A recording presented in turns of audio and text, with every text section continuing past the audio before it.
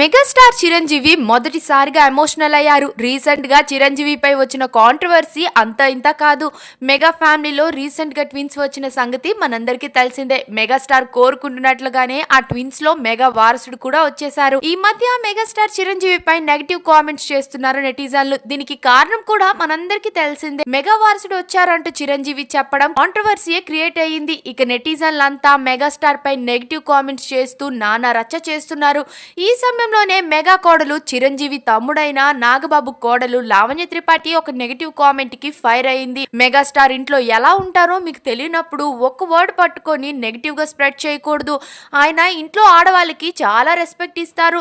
Normal గా ఎలాంటి మెసేజ్లకి నేను రియాక్ట్ కాను, కానీ మీరంతా మరీ తప్పుగా అనుకుంటున్నారనే రియాక్ట్ అవ్వాల్సి వచ్చింది అంటూ ఫైర్ అయింది. ఇక ఫ్యామిలీ అంతా హ్యాపీగా ఉన్న సమయంలోనే మెగాస్టార్ కూడా ఎమోషనల్ అయిపోయారు. తాజాగా ఆయన టాలీవుడ్ ఇండస్ట్రీ జర్నీ కోసం మాట్లాడుతూ టాలీవుడ్ సెట్ లో అడుగుపెట్టిన జ్ఞాపకాలని గుర్తు చేసుకున్నారు. ఈ రోజు పునాది రాళ్ళు సినిమా కోసం జీవితంలో కెమెరా ముందు నిలిచిన తొలి రోజు. ఆ రోజు నాలో కలిగిన ఆతృత, ఆనందం, బాధ్యత, భావోద్వేగం మాటల్లో వర్ణించలేను. ఆ క్షణం ఇప్పటికీ నిన్న మొన్న జరిగిందేమో అన్నట్లే అనిపిస్తుంది.